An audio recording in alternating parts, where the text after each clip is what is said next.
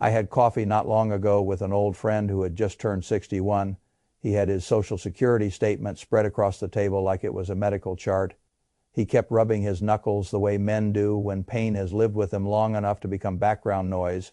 He looked at me and said, "Warren, the government keeps telling me to wait until 70 because the check will be bigger. But by 70, I am not even sure I will still want the things the check is supposed to buy." He was a carpenter, years of scaffolding, years of ladders, years of knees taking one small hit after another until the body starts collecting the bill all at once. The Social Security calculator did not know any of that. The calculator gave him a clean crossover point, a break-even age, a little piece of spreadsheet logic that assumed he would be roughly as mobile, roughly as healthy, and roughly as eager to use money at 72 as he is at 62. That is a spreadsheet in a costume. Social Security gets presented like a math problem because math is tidy. Life is not. So people are told to run the numbers, compare the break, even point, and either claim early or wait, nice and clean. But that clean answer often has very little to do with the actual body, actual marriage, actual taxes, and actual retirement window the person sitting in the chair is dealing with. So I want to slow this down. Claiming at 62 is not automatically foolish. Waiting until 70 is not automatically wise. The bigger check is not always the better decision. The smaller check is not always the expensive mistake. What matters is whether you are looking at the right costs and the right trade-offs. Most people are not. They see one piece of the picture, and the pieces they do not see are often the ones that matter most. Start with a number everybody knows and almost nobody fully respects. If you were born in 1960 or later, your full retirement age is 67. That is the base number Social Security uses to calculate your full benefit. Claim at 62 and you are not taking a small haircut. You are accepting a permanent 30% reduction. Permanent means permanent, not temporary, not until you hit 67, not until the system catches you up. Permanent, say your full benefit at 67 would be $2,000 a month, claim at 62, and you are down to about $1,400 a month. That is $600 gone every month for life. Most people hear that and think they understand it. I do not think they do. Because the real damage is not just the starting gap. The real damage is what happens to that gap as time passes. Social Security applies cost of living adjustments as a percentage of your base benefit. So if the annual COLA is 3%, the person with the $2,000 base gets a $60 increase. The person with the $1,400 base gets a $42 increase. That difference compounds. It does not send $600. It widens. So when somebody claims early, they are not just accepting a lower check. They are accepting a lower inflation, adjusted base that keeps trailing the higher base year after year after year. By the time a person reaches 80, the spread is no longer just a little annoyance. It can be a meaningful difference in what kind of retirement they are able to sustain. That is trap number one. The reduction is permanent, and the compounding works against the person who started lower. Now let me move to the second trap, because this is the one a lot of intelligent people use to talk themselves into claiming early. I used to hear this argument all the time, and many years ago I found it fairly persuasive myself. Take the money early, invest it, beat the system. On paper, that sounds sensible. You get your hands on the money sooner. You keep control. You let the market do the heavy lifting. You tell yourself that disciplined investing can offset the smaller check. What that argument usually misses is what happens in the real world when timing and human life refuse to cooperate. Imagine a man named Mark claims at 62 and starts receiving $9,400 a month instead of waiting for $2,000 at 60. 7. He takes the money and invests it in index funds. His spreadsheet assumes steady long-run returns. His spreadsheet assumes the market behaves like an average. The market does not behave like an average. It behaves like a storm system. If Mark retires into a down market, sequence of returns risk shows up immediately. A 15% decline early in retirement hurts differently than a 15% decline while you are still working and contributing. When you are retired, you are no longer adding to the portfolio with earned income. You are depending on it. Bad returns early can do lasting damage because you are pulling from something that is already shrinking. Then real life adds its own insults. Medical costs start rising, not dramatically all at once, just steadily a prescription. A specialist, a procedure insurance covers less generously than expected. Healthcare inflation keeps grinding away in the background while the nice neat line in the spreadsheet keeps pretending all inflation is the same.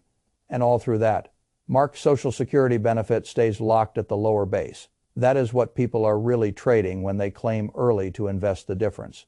They are trading a government-backed inflation, adjusted longevity, insured income stream for market exposure at exactly the point in life when their capacity to absorb sequence risk is weaker, not stronger. For some people, that trade can still make sense if someone has substantial assets, high risk tolerance, a shorter life expectancy, and a very specific reason for claiming early.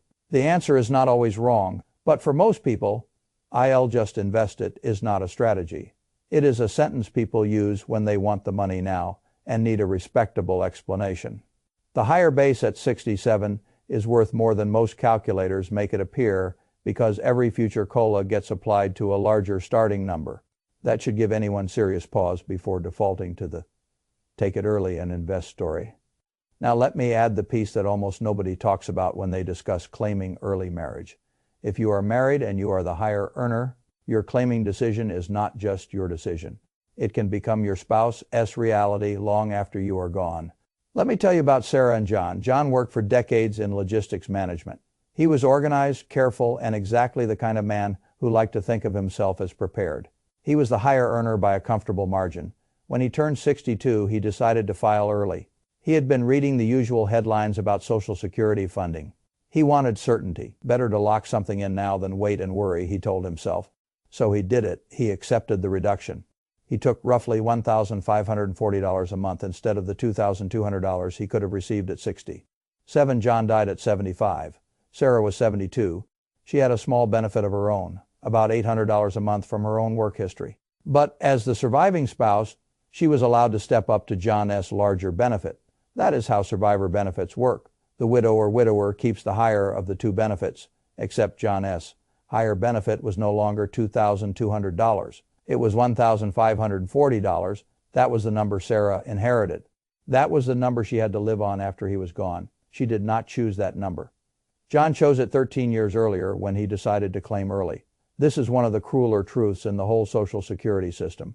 If you are the higher earner, your claiming age can shape your spouse's finances for the rest of their life. Survivor benefits are not some technical footnote. For the lower earning spouse, they can become the single most important Social Security number in the household.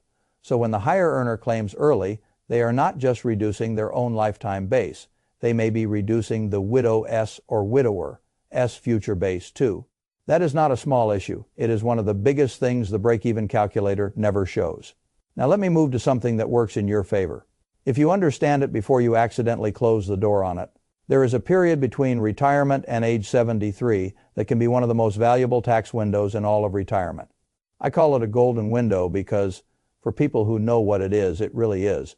Required minimum distributions from traditional IRAs and 401(k)s do not start until 73. So if you stop working in your early 60s but do not claim Social Security right away, you may have a stretch of years where your taxable income is unusually low.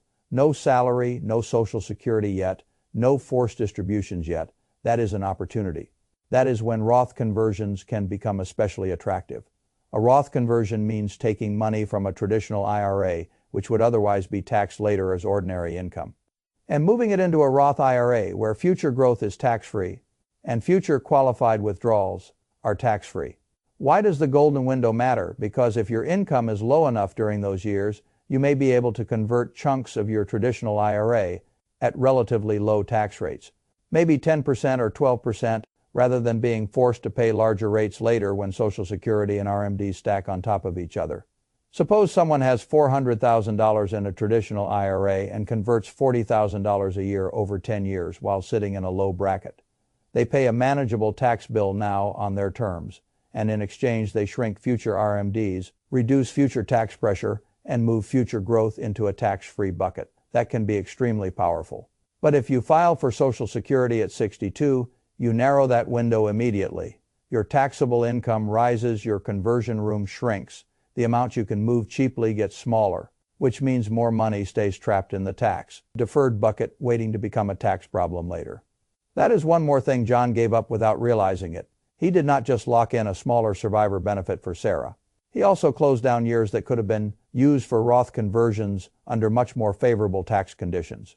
Now we come to one of the ugliest parts of the system, the part most retirees never see coming because it was designed so long ago that inflation has done most of the dirty work quietly, the widow's penalty, and the Social Security tax torpedo. After John died, Sarah thought the hardest part of the financial adjustment was behind her. The household income had already dropped.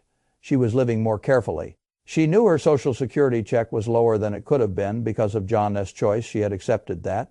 Then the tax return came and she discovered she was paying more tax than she expected, even though she was living on less money than when John was alive.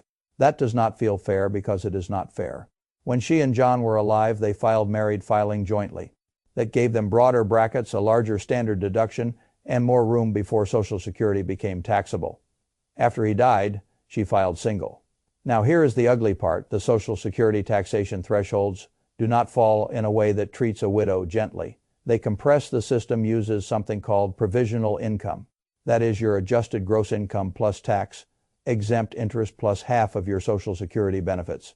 If that number gets above certain thresholds, part of your Social Security becomes taxable. For married couples filing jointly, the important threshold is $44,000. For a single filer, it is $34,000. Now remember, these thresholds were set back in 1983 and never indexed for inflation, not once. So Sarah's income dropped after John died, but the filing status changed in a way that gave her roughly $10,000 less headroom before more of her Social Security got pulled into the taxable column. She was making less. She was paying more. That is the widow's penalty.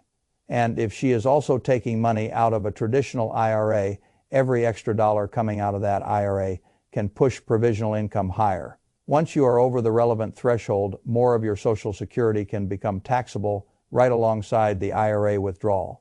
So $1 out of the IRA can effectively create more than $1 of taxable income. Once the Social Security inclusion kicks in, that is why planners call it the tax torpedo. It is not a dramatic explosion. It is a slow, hidden acceleration in tax costs that catches people off guard because they thought their retirement income sources were separate. They are not. The tax formula makes them interact.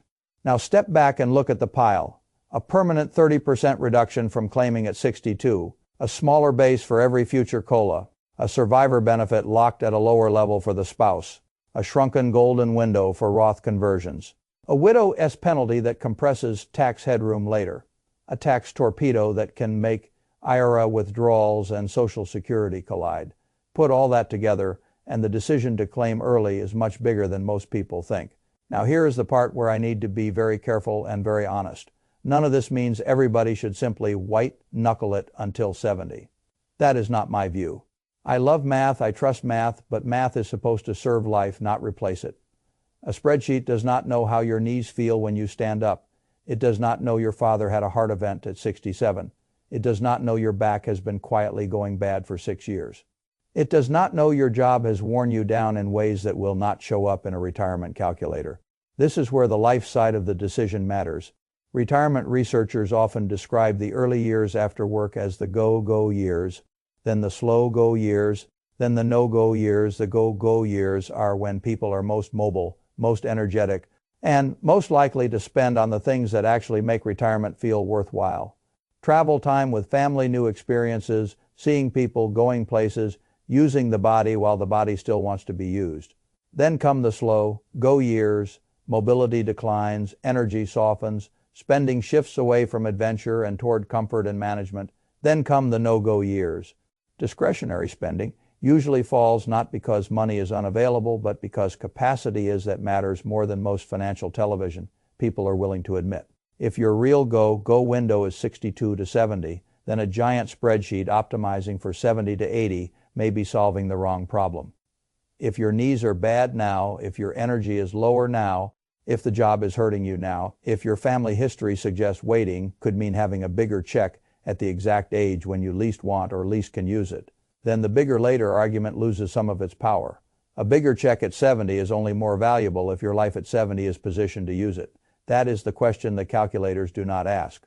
So here is the frame I would use instead. Forget the break. Even calculator for a moment and run what I call the go calculator. How long is your realistic go window? When does it open? When does it probably start closing? What is your health telling you? What is your body telling you? What kind of work have you done? What does your family history suggest? And what would you actually do with the money if you had it during those years? If your go window is wide, your finances are solid, and you are the higher earner in a marriage, waiting often makes a great deal of sense. You protect the survivor benefit. You preserve the golden window for Roth conversions. You let the larger COLA base work for you. But if your go window is narrow, your work has worn you down. Your health outlook is uncertain, and the real value of the money lies in using it, while you are still able to live the life you imagined. Then claiming at 62 can be the right decision. Not because the math disappeared, because the real math includes quality of life. That is the point I want to leave you with. There is no universally perfect claiming age. There is only the age that fits your actual picture. If you are the higher earner, think like two people, not one. If you have traditional IRA money, map out the golden window before you file. If you expect to be a surviving spouse or leave one behind, understand the widow's penalty before it arrives. And if your body is telling you something the spreadsheet cannot hear, do not ignore your body just because the math looks cleaner on paper. The best Social Security decision is not the one that wins in a vacuum. It is the one that fits your life before the window for using it closes.